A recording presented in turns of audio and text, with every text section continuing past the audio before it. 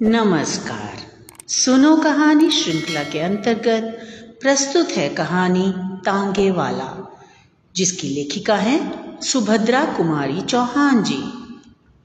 गर्मी की लंबी छुट्टियां प्रारंभ हो चुकी थी।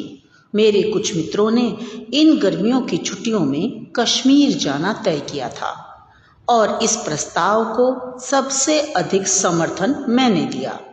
हम लोग जाने की पूरी तैयारी कर चुके थे कि अचानक यात्रा के 2 दिन पहले मेरे एक मित्र रामकृष्ण का एक आवश्यक पत्र आया। इस पत्र के अनुसार मुझे अपनी कश्मीर यात्रा स्थगित करनी पड़ी। मैं अपने मित्र से मिलने उसके गांव की ओर चल पड़ा। जिस स्टेशन पर उतरना था, गाड़ी वहां दोपहर 1 बजे पहुंची। चिलचिलाती धूप, लू की लपट और कच्ची सड़क की धूल, मेरा गांव तक जाने का साहस न हुआ। मैंने सोचा शाम को जाना ही ठीक होगा। तांगे वाले कम थे और उतरने वाले और भी कम। तांगे वाले सवारी लेकर चल पड़े। खाली तांगे वाले भी चलने का उपक्रम कर रहे थे कि एक अच्छा सा तांगा घोड़ा देखकर मैंने उसे बुलाया। तांगे वाले ने आकर सलाम किया। मैंने कहा, देखो भाई, मुझे गांव जाना है, पर मैं अभी इस धूप में न जाऊंगा। शाम को 5 बजे के करीब जाऊंगा। तुम ठहरोगे? हाँ हुजूर, ठहरूंगा। किराया क्या होगा? हुजूर, जो आप खुशी से दे दें। खुशी की बात नहीं, रेट क्या है वह बतलाओ। 23 मील है ना हुजूर, आप दूसरों से पूछ लीजिए। 5 रुपए पूरे तांगे के होते हैं, फिर चाहे एक सवारी हो या 3, पर मैं इतना न दूंगा। इसीलिए तो मैंने कहा कि आप खुशी से जो दे दीजिए हुजूर।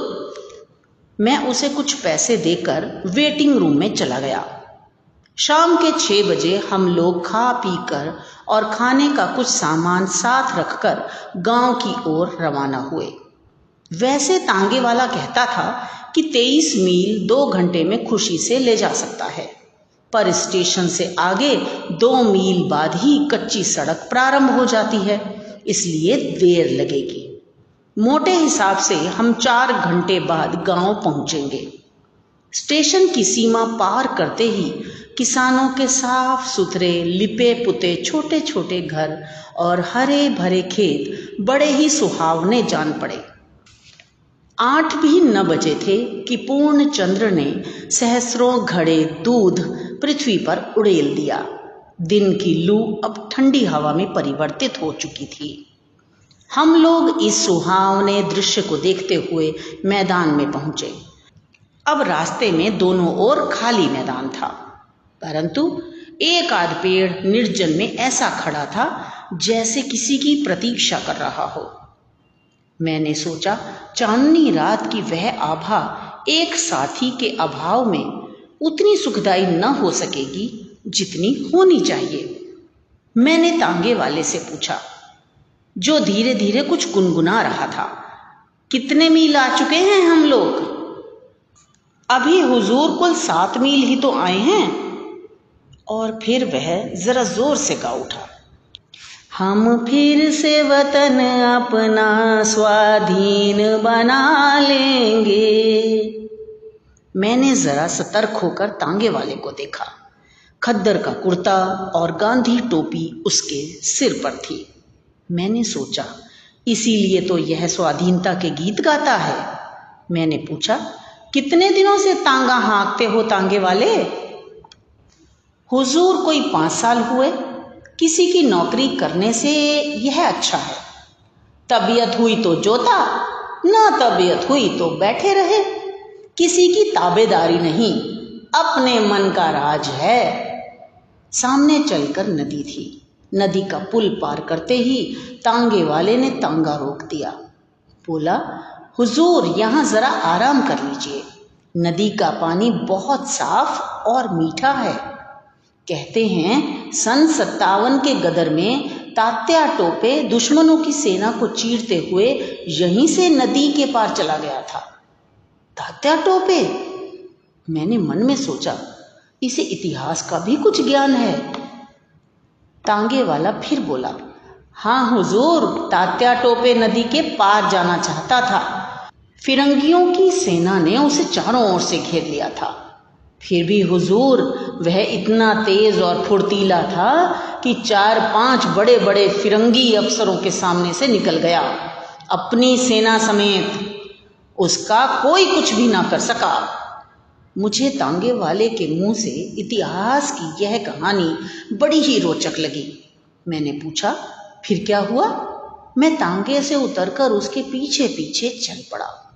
वह बोला, सन 57 के गदर में अगर हिंदुस्तानियों में एकता होती तो पासा ही पलट जाता, पर तकदीर और फूट जो ना कराए सो थोड़ा।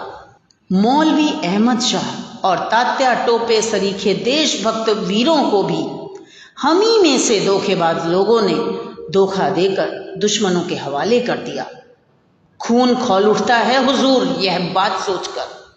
मैंने पूछा, तुम पढ़े लिखे हो? तांगे वाला उत्साह के साथ बोला, बहुत कम हुजूर, हिंदी अच्छी तरह पढ़ लिख लेता हूँ, अंग्रेजी भी थोड़ी जानता हूँ, पर हुजूर जब से 57 के गदर का इतिहास पढ़ा और फिरंगी कैसे आए और कैसे फैल गए सारे हिंदुस्तान में यह जाना, तब से हुजूर बदले की भावना में रात दिन जलता रहता हूँ। सरकारी नौकरी इसीलिए नहीं की। मेरा बाप डीसी की अर्दली में था, मुझे वह जगह मिल रही थी। मैंने ठोकर मार दी, माँ बाप नाराज हो गए, मैंने घर ही छोड़ दिया और तब से यहाँ हूँ। यह तांगा चलाता हूँ, पर तांगे पर भी किसी फिरंगी साले को बैठाकर तांगा ना हाँकूंगा। क्यों? फिरंगी को ना बिठाने की कसम क्यों खा ली?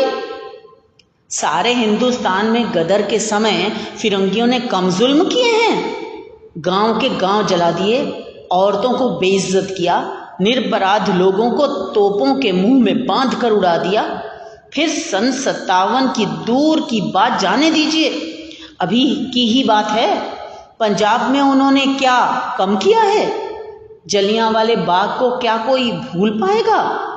घाव ताज़ा है हुजूर, इन फिरंगियों को देखते ही उस पर नमक पड़ जाता है। इसलिए मैंने कसम खाई है, इन्हें तांगे पर कभी ना बैठाऊंगा। मेरा मन इनसे बदला लेने के लिए बार बार उमड़ता है। इतने में हम नदी के किनारे पहुंच गए। मैं एक चट्टान पर बैठ गया। पास ही एक दूसरी चट्टान पर तांगे वाला खड़ा था। उसने लोटा भरकर पानी लाकर मेरे पास रखा। मैंने कहा, नहीं जी तांगे वाले, मैं तो नदी पर ही हाथ मुंह धोऊंगा, पर हाँ तुम्हारे विचार तो क्रांतिकारियों जैसे हैं। तुम्हारा नाम क्या है? किसी क्रांतिकारी को जानते हो? मेरा नाम हुजूर रामदास है। किसी क्रांतिकारी को नहीं जानता, नाम सुने हैं, उन लोगों के जीवन चरित्र पढ़े हैं, पर उन लोगों में भी मुखबिर बनने वालों की कमी नहीं हुजूर। नहीं तो हम लोगों ने भी अब तक कुछ कर लिया होता। महात्मा गांधी के सत्याग्रह आंदोलन में भी बहुत दिनों तक शरीक रहा हूँ। 2 बार जेल भी हो आया हूँ हुजूर, पर तबीयत नहीं मानती। मेरे अंदर से तो जैसे कोई पुकार उठता है, गदर।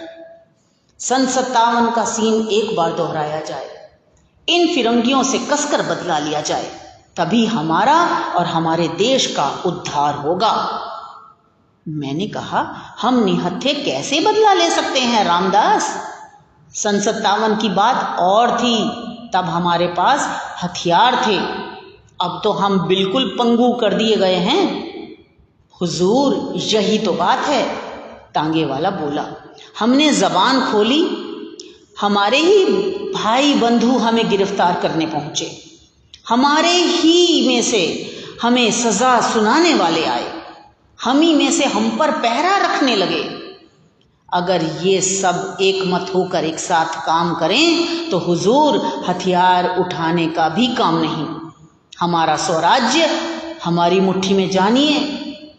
लेकिन अगर 10 सच्चे जी से काम करने को तैयार हो रहे हैं तो 20 धोखा देने को तैयार रहेंगे। अगर हिंदुस्तानियों में एका ही होता तो क्या मुट्ठी भर विदेशी हम पर शासन कर सकते? तांगे वाले ने एक दीर्घ सांस ली और हम लोग उठकर नदी में हाथ मुंह धोने लगे। इसी समय बड़े ही करुण स्वर में किसी के गाने की आवाज आई। हम गरीबों का खुदा नींद में सोया होगा, हम गरीबों का। थोड़ी देर बाद जिधर से गाने की आवाज आई थी उधर से बिलख बिलख कर रोने की आवाज आने लगी। मैं चौंक कर देखने लगा। तांगे वाले ने बतलाया, हुजूर यह एक पगली है, कभी कभी इधर दिख जाती है और अक्सर रात के समय गाती है, कभी रोती है कभी हंसती है। कहते हैं सन 57 के गदर के समय सम्राट बहादुर शाह को जब कैद किया गया था और उनके शहजादों को मार दिया गया था, तब उनके महल की कुछ बेगमें कीमती जेवर इत्यादि छीन लेने के बाद दर दर फिरने के लिए छोड़ दी गई थी। यह पगली उन्हीं में से कोई है। फटे कपड़े पर इस गरीबी में भी हुजूर उसकी चाल चितवन और बातचीत सब शाही ढंग का है। यह मामूली औरत नहीं जान पड़ती। मैंने तांगे वाले से कहा, तुम उस स्त्री को बुलाओ, मैं उससे बात करना चाहता हूँ। तांगे वाला बोला, वह किसी से नहीं बोलती हुजूर, ना किसी की तरफ देखती है। कहाँ रहती है, क्या खाती पीती है, कोई नहीं जानता। कभी कभी यहीं नदी के किनारे दिख जाती है। न जाने कितने वर्षों से गाती है, रोती है, हंसती है, पर आज तक कोई इससे बात नहीं कर पाया है। मैं आश्चर्य में था। खैर, खाना खाकर हाथ मुंह धोकर हम लोग फिर तांगे पर आए। तांगे वाला न जाने कितनी बातें मुझे बताता चला। शुरू में तांगे पर बैठकर मैंने एक साथी के अभाव का अनुभव किया था, किंतु ये 23 मील कब खत्म हो गए मैं जान भी न पाया। गांव पहुंचकर जब तांगे वाले ने मुझसे पूछा, यही गांव है, किसके घर चलना है, तब मैंने जाना कि मेरी 23 मील की यात्रा समाप्त भी हो गई। मुझे आशा है कि आपने कहानी का आनंद लिया होगा। इसे लाइक करें, दोस्तों के साथ शेयर करें और अगर अभी तक सब्सक्राइब नहीं किया है तो तुरंत सब्सक्राइब करें। मिलते हैं अगली कहानी में। धन्यवाद।